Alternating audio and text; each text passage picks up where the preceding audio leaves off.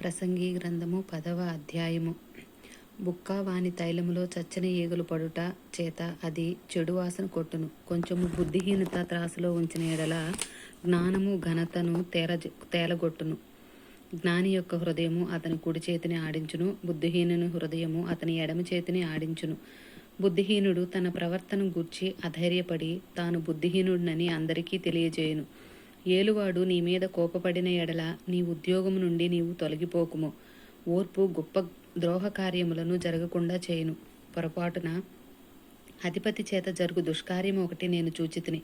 ఏమనగా బుద్ధిహీనులు గొప్ప ఉద్యోగములలో ఉంచబడుటయు, ఘనులు కింద కూర్చుండుటయు, పనివారు గుర్రముల మీద కూర్చుండుటయు, అధిపతులు సేవకుల వలె నేలను నడుచుటయు నాకు అగపడెను.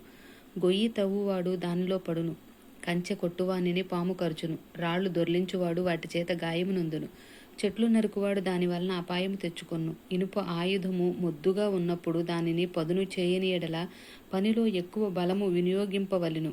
అయితే కార్యసిద్ధికి జ్ఞానమే ప్రధానము. మంత్రపు కట్టు లేక పాము కరచిన ఎడల మంత్రగాని చేత ఏమీయూ కాదు. జ్ఞానుని నోటి మాటలు ఇంపుగా ఉన్నవి, అయితే బుద్ధిహీనుని నోరు వానినే మృంగివేయును. వాని నోటి మాటల ప్రారంభము బుద్ధిహీనత, వాని పలుకుల ముగింపు వెర్రితనము. కలగబోవునది ఏదో మనుష్యులు ఎరుగక యుండినను బుద్ధిహీనులు విస్తారముగా మాటలాడుదురు. నరుడు చనిపోయిన తర్వాత ఏమి జరుగునో ఎవరు తెలియజేతురు? ఊరికి పోవు త్రోవ ఎరుగని వారై బుద్ధిహీనులు తమ ప్రయాస చేత ఆయాసపడుదురు. దేశమా, దాసుడు నీకు రాజా యుండుటయు, ఉదయముననే భోజనమునకు కూర్చుండు వారు నీకు అధిపతులై ఉండుటయు నీకు అశుభము. దేశమా, నీ రాజు గొప్ప ఇంటి వాడై ఉండుటయు, నీ అధిపతులు మత్తులగుటకు కాక బలము నొందుటకై అనుకూల సమయమున భోజనమునకు కూర్చుండు వారై ఉండుటయు నీకు శుభము. సోమరితనము చేత ఇంటి కప్పు దిగబడిపోవును, చేతుల బద్ధకము చేత ఇల్లు కురియును. నవ్వులాటలు పుట్టించుటకే వారు విందు చేయుదురు.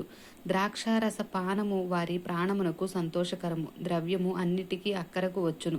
నీ మనసునందైనను రాజును శపింపవద్దు, నీ పడక గదిలోనైనను ఐశ్వర్యవంతులను శపింపవద్దు. ఎలయనగా ఆకాశ పక్షులు సమాచారము కొనిపోవును, రెక్కలు గలది సంగతి తెలుపును. ఆమెన్.